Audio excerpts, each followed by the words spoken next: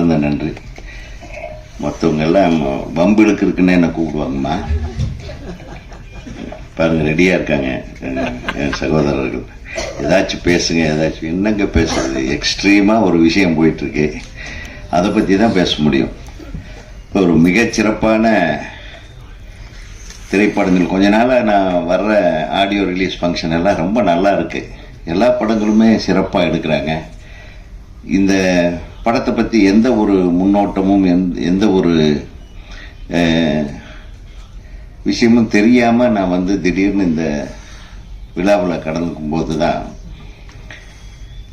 நம்ம மிஸ் பண்ண விஷயமெல்லாம் இங்கே செய்கிறாங்களே அப்படின்றத பார்த்து நான் ரொம்ப சந்தோஷமாக இருக்கேன். எனக்கு டைட்டிலே நல்லா தான் இருக்கு, எக்ஸ்ட்ரீம். அது எக்ஸ் நடுவில் போட்டு ஸ்ட்ரீம் சென்டரில் போட்டு எக்ஸ்ட்ரீமாக நடக்கிற ஒரு விஷயத்தை அதை எப்படி எக்ஸ்ட்ரீமாக டீல் பண்ணி அதை கம்யூனிகேட் பண்ணுறாங்கன்றது தான் கதைன்னு நினைக்கிறேன். இந்த கதை என்னன்னு எல்லாத்துக்கும் தெரிஞ்சிருக்கும். அதை பற்றி நான் சொல்ல விரும்பல. ஏதோ ஒரு கும்பலுடைய அட்டகாசம், அதை கண்டுபிடிக்கிற ஒரு போலீஸு. இந்த மேடையை வந்து அலங்கரித்துக் கொண்டிருக்கிற எங்கள் பிரியத்துக்குரிய அண்ணன் திரு ராஜன் சார் அவர்களுக்கு என்னுடைய மனமார்ந்த நன்றியை தெரிவிச்சுக்கிறேன். முதல்ல நீ பேசுறதா அந்த பேசிட்டு போடா அப்படின்ட்டாரு. ஏன்னா அவருடைய வயதுக்கும் அவருடைய அனுபவத்திற்கும் அவர் ரொம்ப தூரத்திலிருந்து வர்றாரு. அது எல்லாம் மீறி ஒருத்தர் அழைச்சாங்கன்னா அந்த வர்ற அந்த மனித நேயம் இருக்கு பாருங்க, அது சினிமா மேல இருக்கிற அவருடைய பற்று. அப்புறம் ஏதாச்சும் நடுவில் குறுக்கால நீங்க கேள்வி கேட்டு அவர் வாயை கிளறி விட்டாங்கன்னா அதனால பத்த வச்சிருவாரு சில விஷயங்களை.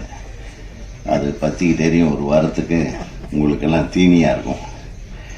ஸோ அண்ணன் அவர்களுக்கு நன்றி. என்னுடைய பிரிய தம்பி பேரரசு அவர்கள், அவர் அப்படிதான். அவர் வந்து கிட்டத்தட்ட காஞ்சிபுரம் மாவட்டத்திலிருந்து வர்றாரு. காஞ்சிபுரம் மாவட்டம்னா ஈசிஆர். ஆமாம், ஈசிஆர் காஞ்சிபுரம் மாவட்டம் தானேப்பா. காஞ்சிபுரமா செங்கல்பட்டா? செங்கல்பட்டு மாவட்டம். இன்னும் அதை விட தூரம். ஸோ செங்கல்பட்டுலேருந்து வர்றாரு. அவரும் என்ன ஒரு லுக் விட்டார், வந்த உடனே நீங்கள் பேசிட்டு போகிறீங்களான்னு. ஆனால் இன்னைக்கு உண்மையாலுமே நான் 8 மணிக்கு ஒரு இடத்துல இருக்கணும், அதுக்காக தான் சொல்கிறேன். அப்புறம் இந்த தயாரிப்பாளர் ரொம்ப நல்ல லட்சணமான ஃபேஸு. இந்த விஜயகாந்த், ரஜினிகாந்த் சார் இந்த வரிசையில் அவர் ஒரு நல்ல சிறப்பான இடத்தை பிடிக்க, நடிகராகவும் பிடிக்க எனது திரைப்பட இயக்குநர்கள் சங்கத்தின் சார்பாக உங்களுக்கு வாழ்த்துக்களை தெரிவிச்சுக்கிறேன். ஏன்னா நீங்கள் நல்லா தான் பண்ணியிருந்தீங்க. அந்த குழந்தைய எடுத்து அந்த பாசத்தோடு அள்ளி அணைச்சிக்கிட்டு அதை அப்படியே தூக்கிட்டு அந்த பாட்டிலேயே நீங்கள் வெளிப்படுத்திருந்த உங்கள் முகபாவனைகள் எல்லாம் மிக சிறப்பாக இருந்தது. அதனால் நீங்கள் ஒன்றும் தைரியமாக இருக்கலாம், தைரியமாக நிறைய படங்கள் பண்ணலாம். எங்கள் இயக்குனர் சங்கத்தில் நிறைய இயக்குனர்கள் தம்பி மாதிரி இருக்காங்க. நீங்கள் ரெடின்னு சொல்லுங்கள், ஒரு 10 பேரை அனுப்பி விட்றேன். நல்ல கதைகள் வச்சுருக்காங்க, அவங்களுக்கெல்லாம் வாழ்க்கை கொடுங்க. ஏன்னா சென்டிமெண்ட்டாக இந்த சீகர் என்ற வார்த்தைக்கு பொருள் என்ன பார்த்தீங்களா? அந்த வின்னர் கூட நிறைய பேர் பயணிக்கணும்னு ஆசைப்படுறேன். அந்த பயணத்தில் இப்போ மிக சிறப்பாக துவங்கி இருக்கிற, நான் மிகவும் ரசிக்கிற ஒரு நடிகைன்னு சொன்னால் அது ரக்ஷிதா. நான் உங்களோட ரசிகன் உண்மையிலுமே. அப்படிவா?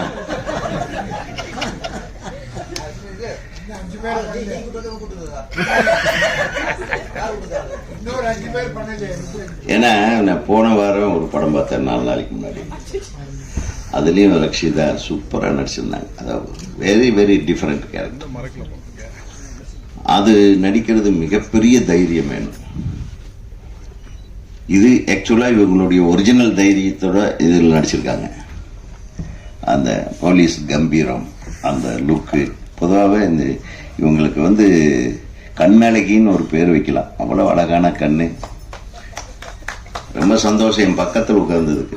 ஓகேவாப்பா? நான் அதுக்காக தான் வேற யாரும் உட்கார்ந்து போறாங்கன்னு நான் கூட கரெக்ட் பண்ணி வச்சுருந்தேன். அப்புறம் பேரரசை இந்த பக்கம் உட்காந்து வச்சு உங்களுக்கெல்லாம் வந்து மகிழ்ச்சி.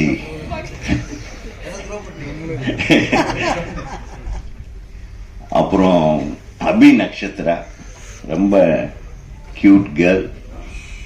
அவங்க நடித்த இப்போ வெப் சீரிஸ் ஒரு மிகப்பெரிய பிரமாதமான வெற்றியை அடைந்திருக்கிறது. தொடர்ந்து நீங்கள் இந்த படத்துலேயே நல்ல பிரமாதமாக தெரியுறீங்க. நிச்சயமாக உங்களுக்கு ஒரு மிகப்பெரிய வெற்றியை இந்த திரைப்படம் கொண்டு வந்து சேர்க்க வேண்டும். இவங்களை எல்லாம் விட நம்ம தொழில்நுட்ப கலைஞர்கள்னு பார்த்தா ரொம்ப அழகாக பேசுறதுக்கு ஆரம்பிக்கிறதுக்கு முன்னாடியே முடிக்கிற ஆட்களை எல்லாம் பார்த்தோம். ஒளிப்பதிவாளர் மிக சிறப்பாக இருந்தது உங்கள் ஒளிப்பதிவு. எடிட்டிங் வாஸ் ரியலி குட் தம்பி, ரொம்ப ரொம்ப நல்லா பண்ணியிருந்தீங்க. ஏன்னா இந்த மாதிரி படங்களில் ஒரு கொகரன்சியும் வேணும், அதே மாதிரி ஒரு டெம்போவும் வேணும். மியூசிக் பிரமாதமாக இருந்தது. ரீரெக்கார்டிங் எக்ஸ்ட்ராடினரி ரீரெக்கார்டிங் ஒரு இம்பேக்டை கிரியேட் பண்ணிச்சு. டெஃபினட்டாக இந்த படத்துலையும் அந்த இம்பேக்ட் தொடர்ந்து வரும் அப்படின்ற ஒரு நம்பிக்கை எனக்கு இருக்கு. அப்புறம் வில்லன், எங்கே ஒரு வில்லன் பின்னாடி நிற்கிற பயமா இருக்குப்பா, உட்கார்ப்பா. அவரும் பிரமாதமான முகத்தோற்றம், பாவனை, எல்லா செலெக்ஷனும் நல்லா இருக்கு. டைரக்டரை இத்தனை பேரையும் வச்சு மேய்ச்சிருக்கிற எஜமானி அம்மா, தயாரிப்பாளர், அவங்க வந்து எவ்வளவு அமைதியா அதாவது ஒரு வீட்டுக்காரர் படம் எடுக்கிறேன்னா, ஏங்க உங்களுக்கு வேறு வேலை இல்லையா, நம்ம தொழில் நல்லா தானே போயிட்டுருக்கு, இந்த சீக்கிரம்னு ஒரு நம்ம ட்ரைனிங்கு ஒரு கோச்சிங் இது மாதிரி நம்ம பண்ணிகிட்ருக்கோம், அது நல்லா தானே போயிட்டுருக்கு, இதில் எதுக்கு இது அப்படின்னு எல்லாம் தடுக்காம தன் கணவருடைய ஆசைக்கு பின்புலமாக இருந்து எத்தனை பேர் இன்னைக்கு இருக்காங்க சொல்லுங்கள். ரொம்ப கஷ்டம். So you are really great madam, நீங்கள் ரொம்ப நன்றி. ஏன்னா நம்ம எத்தனையோ பேர் படம் எடுக்கலாம், ஆனால் தன் கணவன் படம் எடுத்து அதுலேயே அழகழகான ஹீரோயின்கள் நடிக்கிற படத்தில் உங்கள் கணவரை ஹீரோவை வேற நடிக்க வச்சு என்ன தைரியம் உங்களுக்கு. அந்த தைரியத்துக்கு நான் வந்து நிச்சயமாக பாராட்டுறேன்னா, இது ஒரு கலைத்துறை, இதை கலை வடிவமாக தான் பார்க்கணும், வேற எந்த கண்ணோட்டத்திலையும் பார்க்க வேண்டிய அவசியம். வெளி உலகத்துக்காரன் என்ன வேணாலும் நினைப்பான், சினிமாக்காரங்களை கழுவி ஊற்றுவானுங்க. ஆனால் சினிமாக்காரங்களோட மட்டமானவனுங்க இந்த சமுதாயத்தில் நிறைய பேர் இருக்காங்கன்றது அவங்களுக்கே தெரியும். உடனே சினிமாவிலிருந்து ஒருத்தர் அரசியலுக்கு வந்துடக்கூடாது, உடனே கட்டிக்கிட்டு அப்படியே ஏதோ ஒரு பெரிய குற்றம் பண்ண குற்றவாளி மாதிரி ஆளுக்காளு பேசுறது. புரட்சி தலைவர் வந்தார், யாராச்சும் பேசினாங்களா? அவரையும் பேசினாங்க, பின்னாடி இருந்து விமர்சனம் பண்ணாங்க.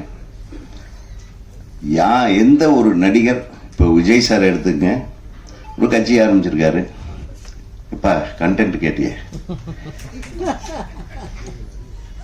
மிக சிறப்பான ஒரு துவக்கத்தை கொடுத்திருக்கிறார். அது நம்ம திரைத்துறையிலிருந்து வந்திருக்கிறாரு விஜய் அவர்கள். அவர்களை பாராட்டிட்டு போறதுல என்ன தப்பு இருக்கு? அதை ஒரு பெரிய பேச்சு பொருளாக்கி அவர் இன்னும் அரசியல் பண்ணவே ஆரம்பிக்கல. முதல் மேடையில் பேசியிருக்காரு, இரண்டாவது மேடையில் பேசியிருக்காரு. அடுத்தது அரசியலுடைய நகர்வுகளை எப்படி கொண்டு போக போறாருன்னு யாருக்கும் தெரியாது. அதுக்குள்ள அவரை கட்டம் கட்டி அப்படி இப்படி இவங்க நகர்த்துறாங்க வெளியிடுறது.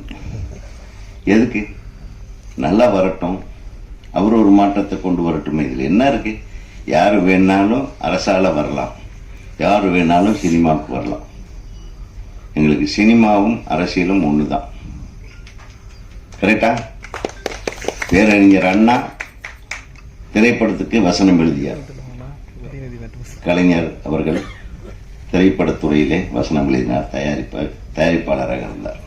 புரட்சி தலைவர் உங்களுக்கு தெரியவே தெரியாது, சினிமா உலகையே ஆண்டவர். புரட்சி தலைவி அம்மா அவர்கள் சினிமா.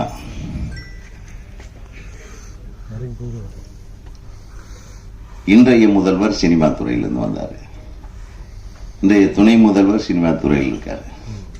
ஸோ சினிமா துறையிலிருந்து தாங்க நம்ம தமிழ்நாட்டுக்கு முதல்வர்கள் உருவாகிறார்கள். இதில் எந்த விதத்திலையும் சந்தேகம் இல்லை. வரட்டுமே, உருவாகட்டுமே.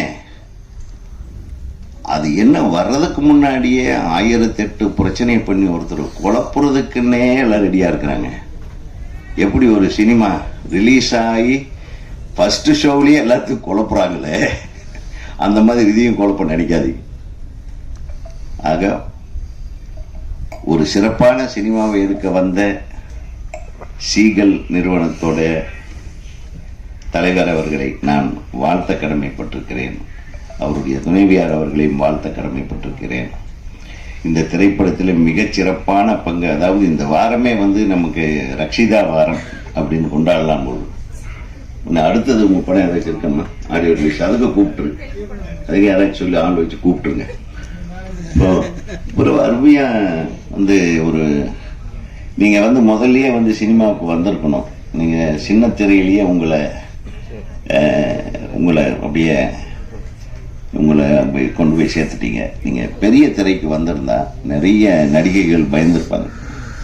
உண்மையிலுமே சொல்றேன். ஏன்னா அவ்வளவு அழகான முகம், நன்றாக நடித்திருக்கிற அந்த அந்த அந்த போஸ்லயே தெரியுது பாருங்க. அது ஒரு சிறப்பான திரைப்படத்தை நான் எதிர்பார்க்கவே இல்லை. ஒரு டைரக்டர் இவ்வளவு அழகா ஷார்ட்ஸு, இந்த கம்போசிங்கு, இந்த டைலாக்கு, இந்த ஸ்ட்ரக்சர், உன்னுடைய கிராஃப்ட் மேன்ஷிப் தெரியுது டைரக்டர் சார். ஸோ நீங்க இன்னும் திரைப்பட இயக்குனர் சங்கத்தில் உறுப்பினர் ஆயிட்டீங்களா? ஆயிரணும். நாளைக்கு ஆள் அனுப்பி கரெக்டா நம்ம ஒவ்வொருத்தரையும் சொல்றேன், சங்கத்தில் சேர்ந்துட்டீங்கன்னா சங்கம் ஏதாச்சும் ஒரு பிரச்சனைன்னா உங்களுக்கு நிற்கும், இல்லைன்னா கஷ்டமாயிடும். அதனால அவரையும் நடிகர் சங்கத்தில் உறுப்பினர் ஆக்கிங்க, நீங்க இயக்குனர் சங்கத்தில் உறுப்பினர் ஆக்கிங்க. அடுத்து தொடர்ந்து இந்த சிறிய திரைப்படங்கள்லாம் இந்த வருடம் மிகப்பெரிய வெற்றிகளை கண்டிருக்கிறது. நீங்க எதை பயப்படவே வேண்டாம். பெரிய பெரிய மெகா பட்ஜெட் படங்களை விட குறைந்த செலவில் எடுக்கக்கூடிய திரைப்படங்கள் எல்லாம் வெற்றி படங்களாக ஆயிருக்குன்னா நம்ம ரசிகர்கள் எவ்வளவு அழகான ரசிகர்கள், நல்லதை ரசிக்கக்கூடிய ஒரு ஒரு அமைப்பான ரசிகர்கள் இருக்கிறார்கள் என்பதை மட்டும் தெரிந்து கொள்ள வேண்டும். அதாவது நல்ல படங்கள், நீங்க சொன்னீங்க இந்த கண்டென்ட் ஒன்று இருக்குன்னு சொல்லிட்டு, அந்த கண்டென்ட் நிச்சயமா ஜனங்களுக்கு ரீச் ஆகும். ஏன்னா அந்த அளவுக்கு இந்த படத்துல எனக்கு என்னமோ தோணும், இந்த படம் ஒரு பெரிய ஹிட் ஆகும், எல்லாரும் பரபரப்பா பேச வைக்கக்கூடிய ஒரு படமா இது மாறும்னு எனக்கு தோணுது. அது தோன்றதை சொல்றேன். இறைவன் அருளால் இந்த திரைப்பட தயாரிப்பாளர்களும் தொழில்நுட்ப கலைஞர்களும் இதில் நடித்திருக்கிற அனைத்து நடிகர் நடிகைகளும் நிச்சயமாக வெற்றி பெற வேண்டும். உங்கள் பாராட்டுகளை பெற வேண்டும். எங்கள் சகோதரர்கள் நல்ல விஷயத்தை வேகமாக கொண்டு போய் சேர்த்துருவாங்க. நம்ம நண்பர்கள் இல்லாத சில ஊடகங்கள் தப்பாக கொண்டு போய் சேர்ப்பாங்க, அது வேற விஷயம். அதை பற்றி எல்லாம் கவலைப்படாதீங்க.